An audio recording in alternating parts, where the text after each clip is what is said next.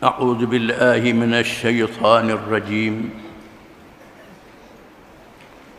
بسم الله الرحمن الرحيم. قل أعوذ برب الفلق من شر ما خلق ومن شر غاسق إذا وقب ومن شر النفاثات في العقد ومن شر حاسد إذا حسد.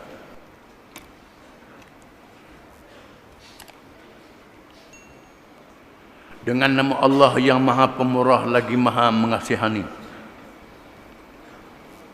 Katakanlah wahai Muhammad sallallahu alaihi wasallam, aku berlindung kepada Allah, Tuhan yang menciptakan sekalian makhluk,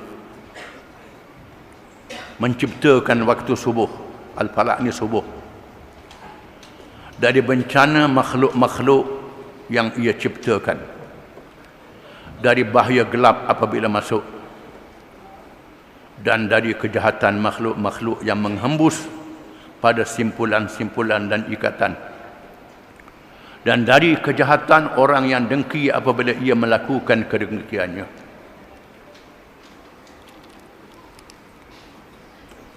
Surah ini termasuk dalam surah Makkiyah. Surah yang diturunkan di Makkatul Mukarramah, yang berkait dengan akidah, yang menyuruh supaya orang Islam sentiasa bergantung dengan Allah Ta'ala dalam menghadapi cabaran hidup.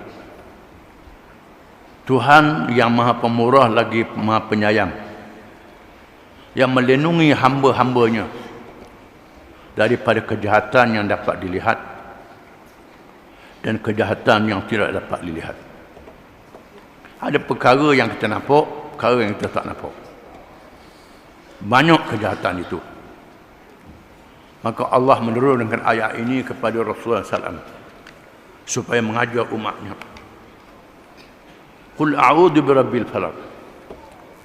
Katalah wahai Muhammad sallallahu alaihi wasallam, termasuk juga umat Muhammad sallallahu tiap-tiap orang. A'udzu, aku berlindung, birabbil falaq, dengan Tuhan yang menciptakan waktu subuh, bermulanya cerah setelah berlakunya kegelapan. Setelah malam yang gelap, datang al-falaq. Al-falaq ni ialah datangnya cahaya waktu subuh yang menerangi seluruh alam.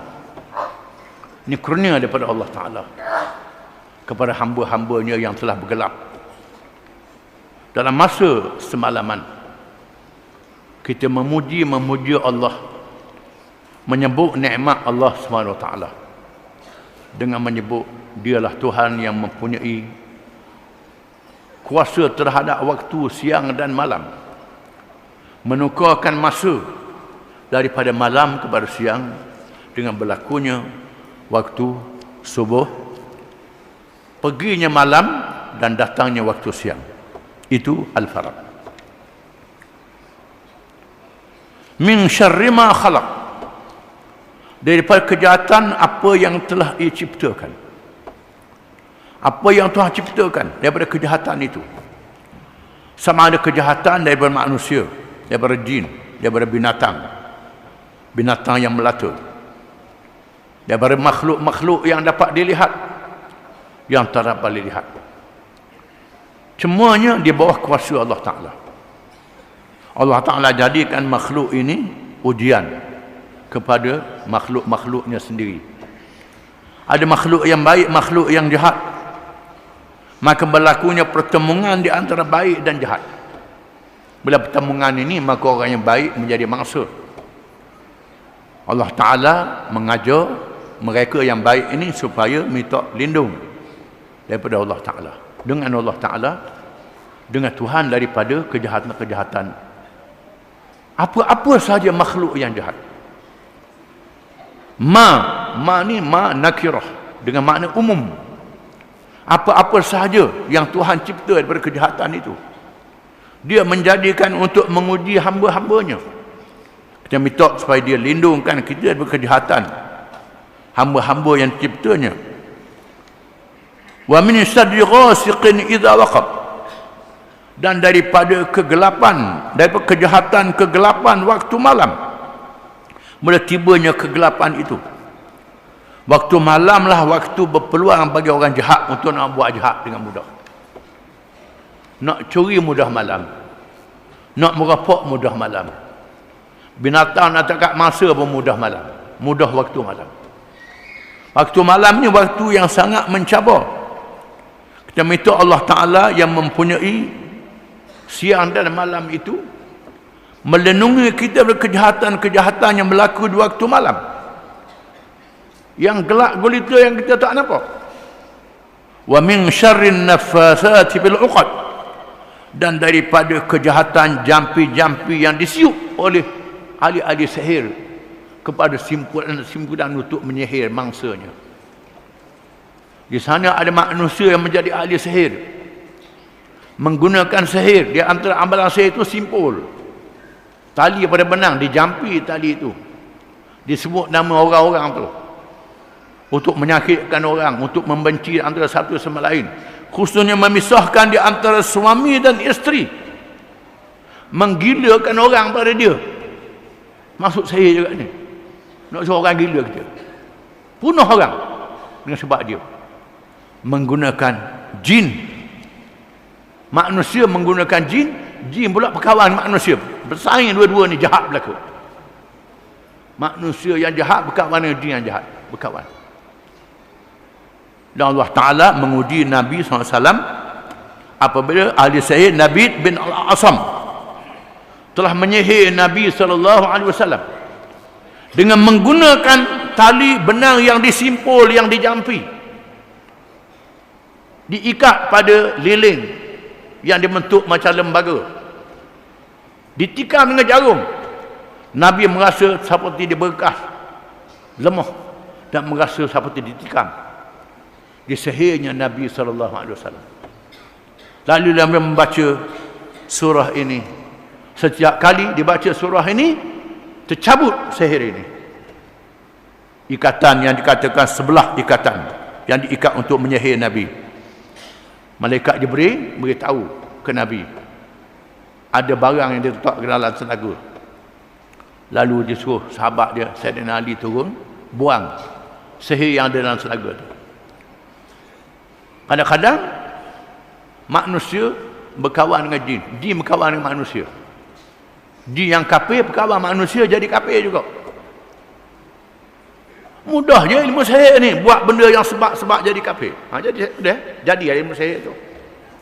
Mengaku dia tua sehari pada Tuhan. Tua sehari pada Tuhan. Ayah dia tua pada dia. Sedap. Kafir lah. Iblis akan tolong dia. Di antaranya ialah iblis mengajar, gunakan darah haid, tulis ayat-ayat Quran. Tulis ayat Quran. Tulis ayat Quran dia kata ni. Tulis ayat Quran, tapi tulis dengan darah haid. Darah haid ni najis. Ayat Quran tulis dengan najis. Jadi kafir. Jadi kafir. Puja-puja jadi, jangan buat benda ni. Jangan dibuat. Jadi kafir, nak masuk neraka lah. Maka jin kafir akan tolong dia. Nak apa? Maka masuk neraka. Orang tu masuk neraka, jin hak ajar dia masuk neraka juga. Dua-dua masuk neraka belaka.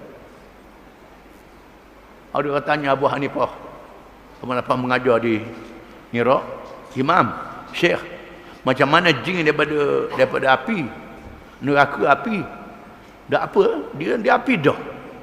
Tak sakit lah, dia duduk dalam api, dia api dah. Abu Hanifah tanya, mu daripada apa? Daripada tanah. Dia ambil sebekas air daripada tanah juga. Ni daripada apa? Daripada tanah. Ambil lekuk kepala, sakit tak? Sakit. Tanah dengan tanah sakit juga. Itu dia. Abu Hanifah terkenal dengan pintar menjawab hujah-hujah orang yang cuba nak memperkecilkan perkara agama. Kejahatan ahli-ahli sihir yang menjampi, Allah Ta'ala sebut dalam suratul Baqarah, wa ma hum bidarrina bihi min ahadin illa biiznillah. Ahli-ahli sihir tak boleh memberi mudarat. Syaitan tak boleh mudarat malaikat dengan izin Allah. Allah Ta'ala izin dia. Di akhir zaman Dajjal lagi hebat sihir dia. Bila kemarah, dia kata turun hujan. Kita mari minta hujan tak turun hujan. Sudah. Kita mari minta hujan tak turun. Dajjal kata suruh turun hujan. Ikut Dajjal, punah. Allah Taala uji. Akan berlaku ujian-ujian di akhir zaman. Kita kena sedar. Allah Taala uji. Disebut dalam satu kitab tasawuf bagaimana seorang nelayan yang berdoa memuji Allah Taala, puji Allah Taala, kemudian muka boleh ikan seekor je ikan masuk buka, minta doa pada Allah Taala. Lepas tu hok dia agang lagi pula puji jin, jin laut puji, puji jin laut, puji syaitan laut ni, puji muka penuh ikan banyak. Malaikat mengadu pada Allah Taala, ya Tuhanku, pasal apa Tuhanku jadikan begini? Hamba pun yang minta doa padamu, minta tolong denganmu, boleh ikan seekor je. Kau ni minta doa dengan binatang kafir ni, boleh ikan banyak pasal apa? Tuhan kata, mu tengok tempat hamba-Ku yang boleh ikan seekor ni dalam syurga. Tengok. Mu tengok tempat hamba-Ku yang minta tolong dengan jin dalam neraka. Mu tengok. Tuhan jadikan manusia ni dua alam, alam dunia dan alam akhirat. Alam dunia ni sekejap je. Sekejap je alam dunia ni, tak lama. Alam akhirat selama-lamanya. Di sinilah Asma bin Abu Bakar radhiyallahu anhuma didatangi oleh anaknya Abdullah bin Zubair. Abdullah bin Zubair ni anak Zubair bin Awam, anak pada Asma bin Abu Bakar radhiyallahu anhum. Tiga-tiga anak ni sahabat Nabi mereka. Bila Sayyidina Husain dibunuh di Karbala, Muawiyah mati, naik Yazid, maka naik Walid bin Marwan, maka Abdullah bin Zubair memberontak, mengisytiharkan Mekah, Hijaz di bawah pemerintahan dia, keluar daripada pemerintahan yang zalim. Lalu Al-Malik bin Marwan atau tentera Hajjaj bin Yusuf As-Sakhafi yang terkenal dengan zalim menyerang Abdullah bin Zubair yang menentang kerajaan Umayyah yang zalim di masa itu. Sehingga lama sangat perang ni pengikut dia tak tahan pengikut dia pun, sampai dia dikepung di Mekah. Dia duduk dalam masjid Mekah, dikepung di kawasan Mekah. Pengikut dia lepas seorang lagi lapar perut, tak tahan kena kepung ni, tak tahan. Lalu Hajjaj menawarkan perdamaian, sedia untuk berdamai. Dia mengakui kerajaan yang zalim itu. Abdullah bin Zubair terima kerajaan yang zalim itu dengan janji-janji. Lalu Abdullah bin Zubair berjumpa dengan mak dia Asma bin Abu Bakar. Wah ibu, sekarang ni tentera-tentera yang mengepung kita ajak berdamai. Macam mana ibu? Kata Abdullah bin Zubair, kalau mu lawan ni kerana dunia, terima. Kalau mu lawan ni kerana akhirat, tak apalah. Mu teruskan perjuanganmu kalau orang menganggap ni betul lawan dia. Lalu mak dia kata ke mak dia pula, wahai ibu, kalau sekiranya saya lawan, pengikut saya habis dah, tinggal saya je. Kata Asma, ya benar Zubair, wahai anak Zubair, ayahmu Zubair, ayahmu sahabat Nabi, wahai benar Zubair, kalau sekiranya mu lemah, pengikutmu lebih lemah padamu lagi dalam menghadapi musuh ini. Wahai Ibn Zubair, hidup dunia ni sekejap je, hidup akhirat selama-lamanya. Kalau mu terima perdamaian ini, mu boleh senang, boleh mewah sekejap dalam dunia ni. Akhirat selama-lama, hina di akhirat. Dia kata, wahai ibu, nanti saya akan dibunuh. Saya akan dibunuh dan mayat saya akan disalib. Kata Asma, wahai Ibn Zubair, lembu yang disembelih Kambing yang dia sembelih tidak sakit bila dia lapar. Bila sudah kena sembelih, kena lapar tak sakit dah dia. Dia katakan anak dia. Teruskan. Hidup dalam keadaan mulia, mati mulia.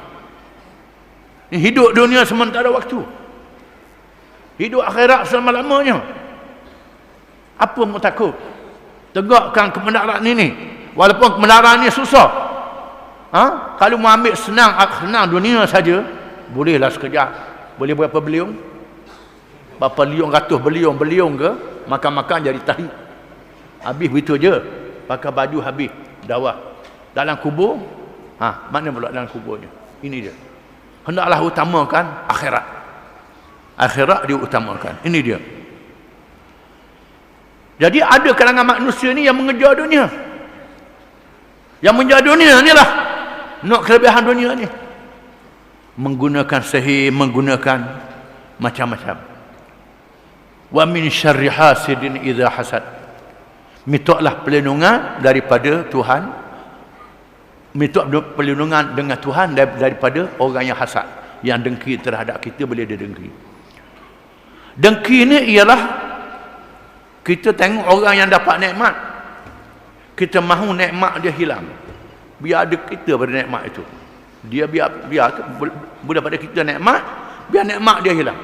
Itu dengki. Sekiranya kita tengok orang tu dapat nikmat, kita nak macam dia juga. Hak dia biar iyalah. Kalau aku boleh macam dia, ini tidak hasad, tidak menjadi salah. Kita tengok orang tu fitih banyak, aku kalau boleh fitih banyak macam dia. Senang boleh buat keluar zakatnya, boleh macam tolong orang. Itu bukan hasad. Hasad ni yang mampulah dia, bila boleh kaku. Itu hasad. Ini kita minta supaya Tuhan jauhkan kita daripada hasad. Sama ada kita hasad ke orang ataupun orang hasad ke kita. Orang Melayu kata hasad dengki. Hasad dengki hak tula je. Hasad tu dengki tu hasad macam rokok segerik kan. Dua-dua tu berasap belaka. Jadi maknanya serupa belaka. Hasad dengki. Hasad pun dengki hasad. Makna yang sama. Kadang-kadang kita guna dua perkataan. Wallahu a'lam.